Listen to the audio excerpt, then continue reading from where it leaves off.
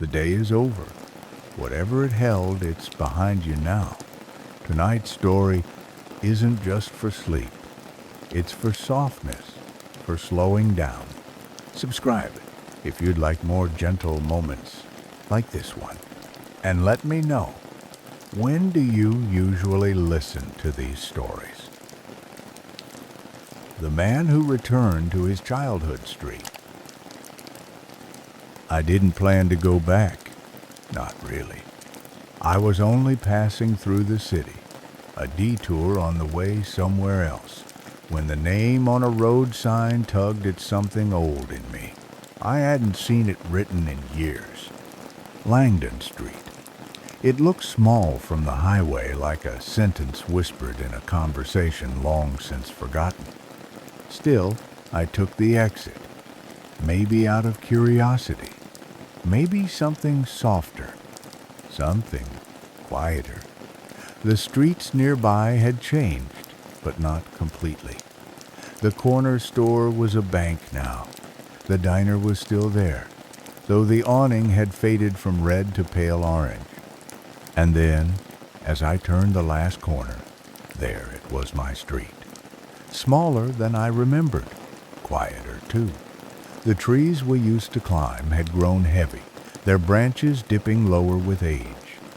The sidewalk still had that strange tilt by number 14, where the roots pushed through the concrete.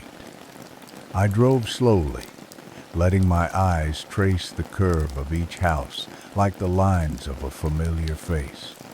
Then I parked in front of what used to be our home, house number 26. Pale blue, though it was green when I lived there. The shutters were gone, the porch swing replaced by potted plants. But it was still the same house. I could feel it. I didn't get out, just sat there, engine off, windows cracked, breathing in that strange air between memory and present. My hands rested on the steering wheel like they were waiting for something, a signal, a reason. Across the street, 2 children played with chalk on the pavement. They didn't notice me. A cat stretched across a windowsill. A curtain shifted somewhere behind it. Life going on, unaware of my return. And maybe that was the point. I wasn't here to be seen. I was here to see. I rolled the window down further and listened. The sound of leaves brushing the sidewalk. Distant laughter. The hum of a lawnmower a few streets away. It wasn't silence, but it wasn't noise either. It was the kind of sound you forget you miss until it surrounds you again.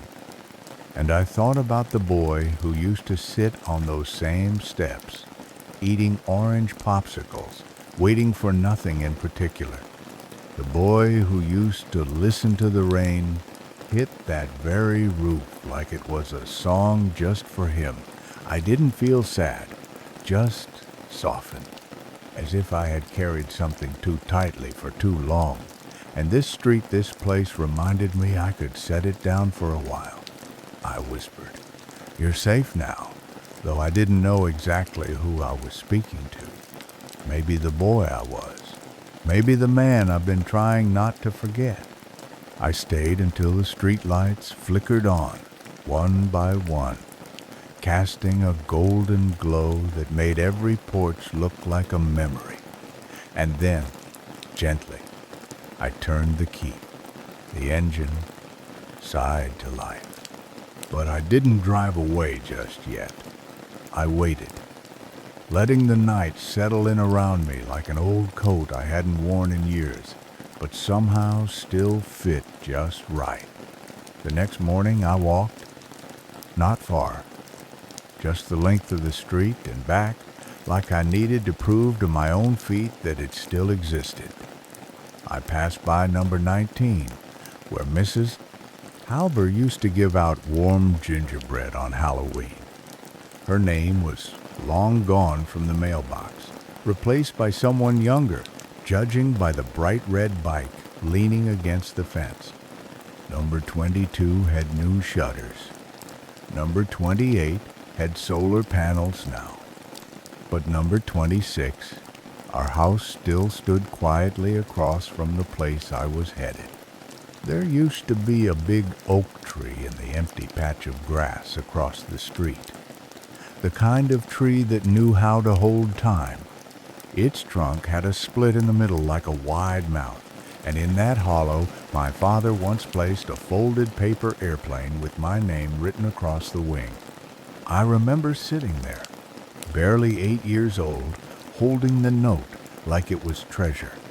He said, "This tree will remember for you, in case you ever forget what you mean to me." I thought I'd find it again. Not the plane, but the tree. But it was gone, dug out, maybe years ago. In its place, fresh grass and a low wooden bench. Someone had planted 2 young saplings nearby, thin and not ready for climbing. For a moment, I felt something rise in me. Not grief, but a kind of emptiness that flutters in your chest like wings against a closed window. I walked to the bench and sat. The wood was warm from the sun. I closed my eyes, tried to hear the sound the leaves used to make, and just when I began to accept the tree was gone, I noticed something carved into the side of the bench. Softly, carefully. "We remember." I ran my fingers across it. Not a new carving, not deep, just enough to catch the light. I don't know who wrote it. Maybe a child. Maybe someone like me. Maybe someone else entirely. But the words settled into me. Not like answers, but like roots. I took a breath, long and slow, and said, "Thank you," under my breath. Again, not sure to whom. Maybe to the tree, maybe to the memory, maybe to him. I sat there for a while, letting the wind move through the saplings like the ghosts of bigger trees. The air smelled like warm stone and old grass. The kind of smell that lives only in places where you once waited for someone you loved. And I thought, maybe we never come back to find things. Maybe we come back to let them go, but gently, without forcing them away. Just enough to remember how it felt to be held. And in that moment, I felt it, the weight of that paper airplane, still folded somewhere deep in me. The corner store was still there. The paint was new, soft blue instead of sun-faded beige, and the sign above the window now read Langdon Market, even though we always called it Tomo's. The door made a different sound when it opened, but the bell was still there. Still the same little jingle that used to make me race from the back aisle with a comic in one hand and hope in the other. I didn't expect anything when I stepped inside. I just wanted to walk the same floor again. But the man behind the counter looked up and nodded, the way people do when they think they almost know you. "Help you find something?" he asked. I shook my head. "Just looking." I wandered slowly, running my hand along the metal shelf edges, past the jars of honey and cans of soup. The candy was in a different place now, but the smell was familiar. Old wood, paper, and something faintly sweet, like licorice hiding behind time. He watched me from behind the counter, but not suspiciously, just with curiosity. "You from around here?" "Used to be," I said. "Lived up the street, number 26. He blinked, then squinted slightly. "Greenhouse?" "It was," I said, smiling. "It's blue now." He nodded slowly. You must be John's boy. The name caught in my chest like a small stone rolling into place. Yes, I said. I am. Didn't know your name, he added quickly, but I remember him. Tall, quiet, always had exact change. I laughed gently. Yeah, that sounds like him. The man stepped out from behind the counter, wiping his hands on a faded towel. He came in every Thursday. Same time right after work. Bought 2 sodas. 1 root beer, 1 orange. I nodded. The orange was mine. Figured, he said, then paused. He said something once. I never forgot it. Funny how some things stay. What'd he say? I asked. The man looked out the window like the words were printed on the glass. He said, "There's no such thing as small kindness, just ones we forget to mention." I didn't speak for a long moment. My father wasn't a man of many words, but when he spoke, they stayed. That sounds like him, I said quietly. Yeah, the man replied. Not a loud man, but steady, solid. We stood in silence, both facing the window, the late morning light spilling onto the floor like memory. Funny thing, the man said after a while. You walked in, and for a second, I heard his voice again. Not the words, just the sound of it, like something carried in behind you. I felt something tighten in my throat, not sadness, just the pressure of being remembered, of realizing someone else had kept a piece of him all these years. I bought a root beer, paid in exact change. For the memory, I said, and because I think he'd like that. The man nodded, his face soft. Come back any time. I left the store slowly, the bottle cold in my hand, and walked back toward number 26. The soda fizzed quietly when I opened it. I took a sip. It was sweeter than I remembered. Or maybe I just needed the sweetness more now. I sat on the bench across from the house again, bottle in hand, and whispered, I haven't forgotten. And somewhere in the quiet, I thought I heard his voice, not words, just the hum of presence, like the sound of a bell right after it rings. The library looked smaller than I remembered. Or maybe I had just grown around it. Same brick walls, same wide front steps, with the single cracked tile on the third stair. Inside, the scent was exactly as I left it, pages, dust, and the faint whisper of polished wood. It was one of those smells that doesn't change because it doesn't try to be anything else. I wandered through the aisles quietly, trailing a finger along the spines of old books like brushing past time. I wasn't looking for anything specific, just following a rhythm I didn't know I'd kept. At the far end of the fiction section, I found the little armchair tucked near the radiator, the one I used to sit in on Tuesdays after school while my dad finished errands. I'd lose hours there with paperbacks too old for me. Sometimes I'd read. Sometimes I'd just listen to the quiet.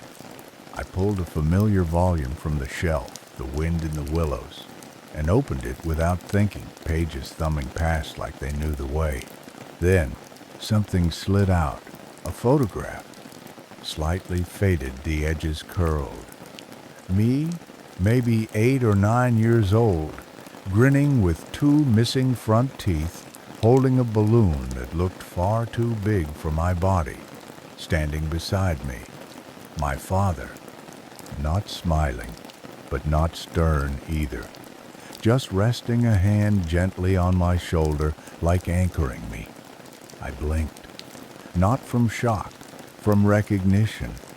I had forgotten this moment, but here it was. Kept. protected.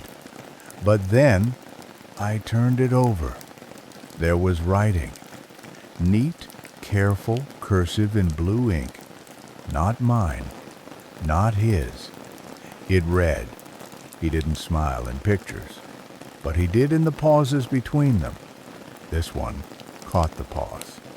I held the photo for a long time.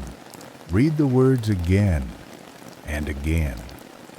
They weren't meant for me, not directly, but they reached me like a soft light through a closed curtain. Someone else had seen him too, not just the shape of his body, but the in-between, the quiet warmth that only surfaced when you weren't looking. I wondered who had written it. A librarian? A neighbor? Someone who once shared a bench with him on a slow afternoon? I didn't know. But it didn't matter. What mattered was that someone else had noticed. What I'd feared only I remembered. That my father had been more than his stillness. That even without a smile, he had radiated something. Something that lived between seconds. I tucked the photograph into my coat pocket, not out of ownership, but reverence. I didn't borrow it. I didn't steal it. I just carried it. And somehow, I felt as though it had waited for me. Like the book had held its breath all these years, guarding the moment until I was old enough to see it properly. That night, I sat by the window in my rented room, the streetlight outside blinking soft gold against the glass. I placed the photo beside the old train ticket I'd kept from another life and whispered, "You were seen, even when you didn't try to be." The room said nothing back, but I swear the silence leaned closer and stayed. I told myself it would be the last time. Just one more walk past number 26. No lingering, no stopping, just a quiet farewell to the house that shaped me. But when I reached the gate, the porch light was on, the kind of warm yellow glow that feels like soup in winter. And sitting on the top step was a woman older, silver hair tucked into a loose braid, a blanket around her knees. She looked up as I passed. "You've been walking by for a few days now," she said, not unkindly, just a statement of fact. I froze mid-step, caught, like a child in a game he didn't know he was playing. "I used to live here," I said softly, "a long time ago." She smiled, not surprised. "I thought so. You walk like someone who remembers the sidewalk." I don't know why that line undid me, but it did. Maybe because it was true. Maybe because I didn't realize how much I'd been holding back just by staying on the outside. "Would you like to come up?" she asked. I made tea. I hesitated, then nodded. The stairs creaked in the same places. That surprised me more than anything. Inside, the layout hadn't changed much. The walls were a different color, sage green now, and the furniture was modern, but the bones of the place were intact. She handed me a cup of tea without asking how I took it. It was chamomile, faintly sweet. We sat in the living room, not quite facing each other. There were photographs on the mantel, not many. One of a man, perhaps her husband, a dog, a young girl in a graduation gown. She didn't ask me about my life, and I didn't ask about hers. Instead, she said, "This house has a quiet hum to it. Always has. You can tell when a place has held people who loved in it." I nodded. "We were quiet people, but we loved." She smiled. "That's the kind that lasts the longest." I asked her if the coat closet still stuck when it rained. She laughed. "Every time I stopped trying to fix it. I think the house likes to keep some things stubborn. For a moment, I felt 8 years old again, standing on tiptoes trying to pull my boots from the bottom shelf. Then she leaned forward and said, almost gently, "There's something of yours in the attic." I blinked. Mine? I assumed. A box with a name written in marker. I didn't want to throw it out. Something told me it might still be waiting. She brought it down minutes later, a small cardboard box, edges frayed. On top, in my father's handwriting, "For when he's ready." My breath caught. I opened it carefully, hands suddenly unsure. Inside, a notebook, a photo album, one of my old toy cars, and a letter. Unopened, unfolded. I didn't read it there. That felt like something for later, for somewhere still. But I looked at her, eyes glassy, and said, "Thank you for keeping this." She placed a hand on my arm and said, "Some things stay, even when we don't know why." When I left, I didn't look back at the house. I didn't need to. Something had shifted not in the street but in me. The boy who had lived there had been seen. The man who returned had been received. And between them, in the middle of everything unsaid, was now something simple and unshakable. A box, a hum, a kindness that waited. I waited until the house was quiet.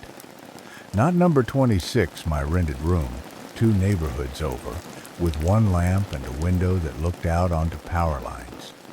I sat on the floor with the box beside me, the letter in my lap.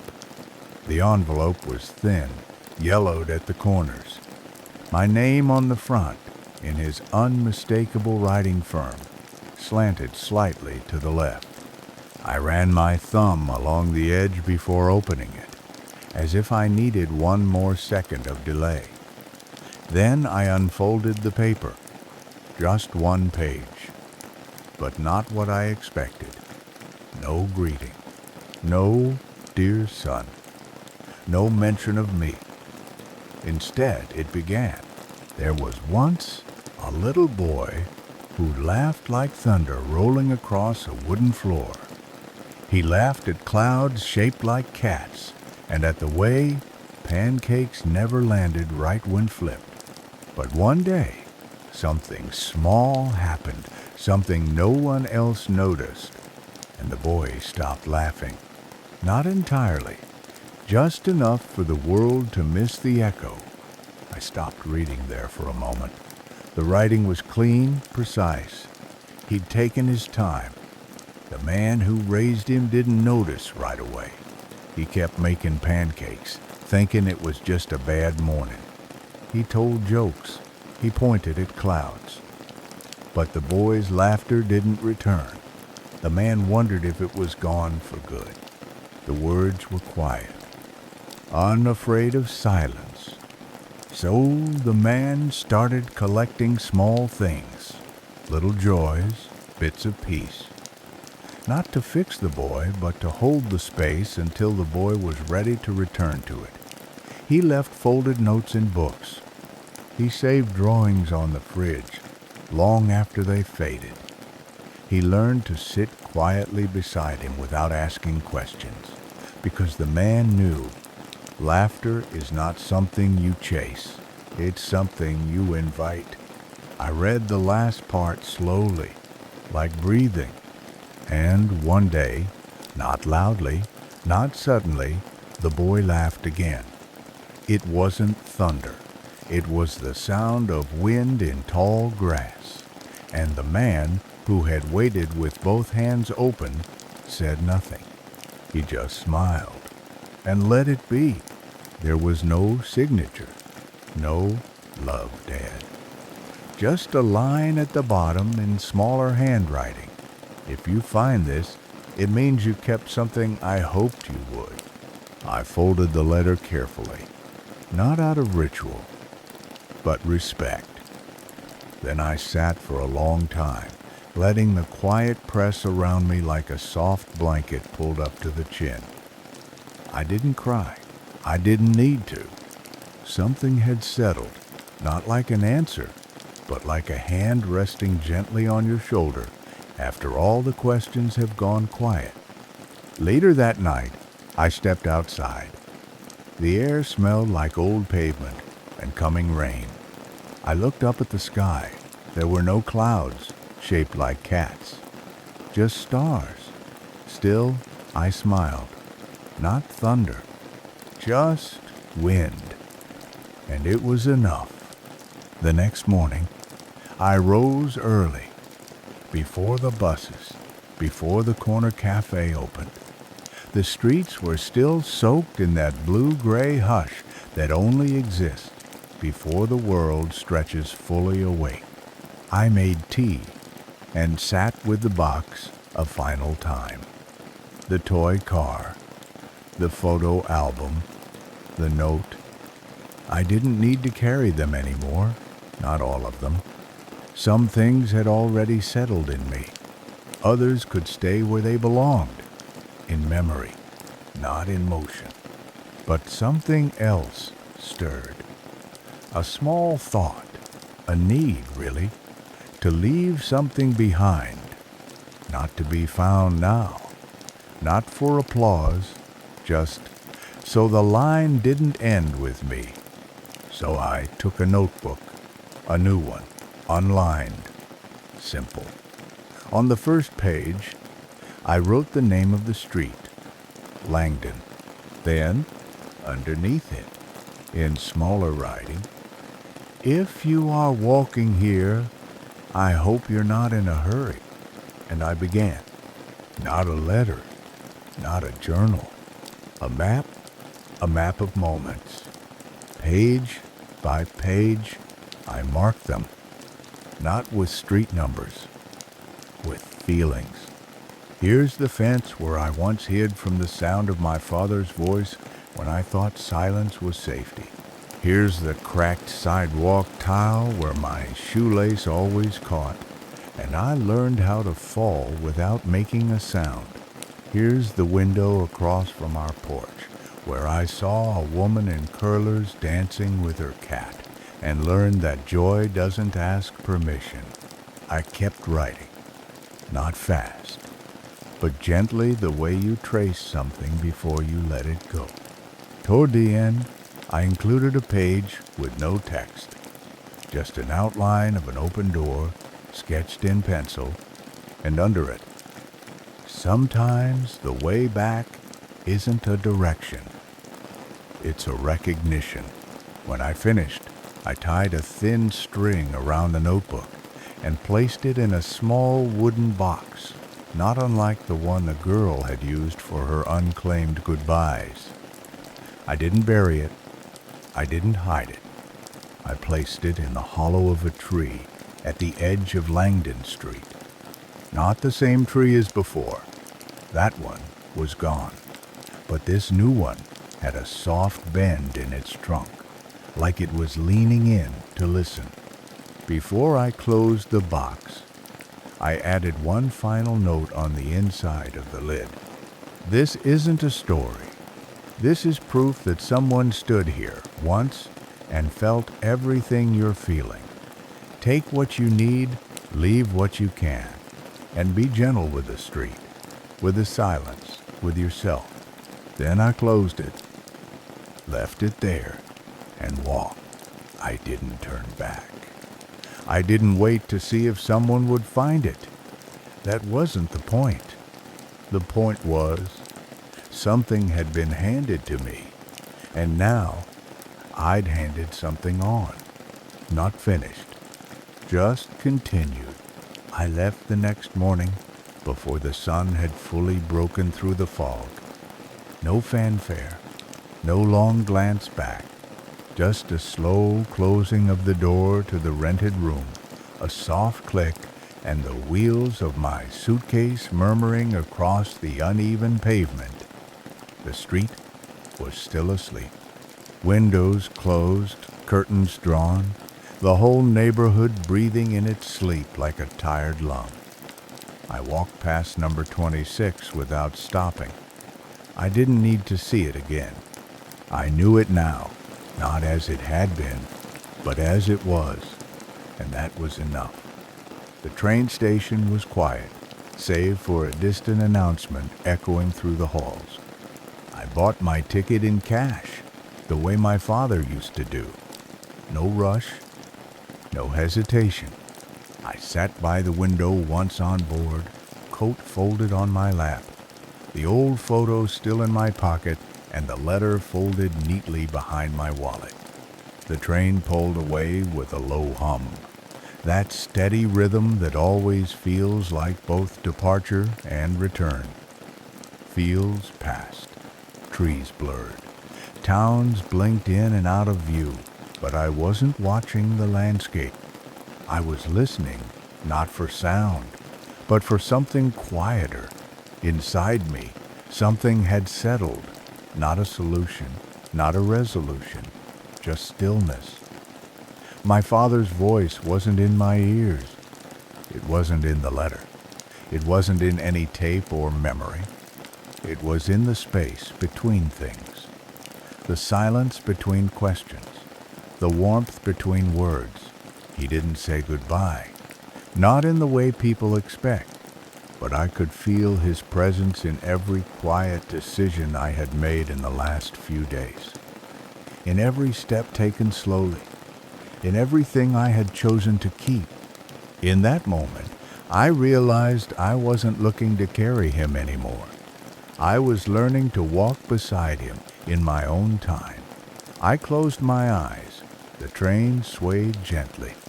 Somewhere far behind me, a street remained, not waiting, not watching, just existing, quiet as it always had been. I whispered to myself, to no one in particular, I'll come back, maybe not to the street, but to what it taught me. And with that, I rested my head against the window, let the sound of the rails lull me, and allowed myself to drift not away, but inward, toward a peace that no longer needed to be named, to be known.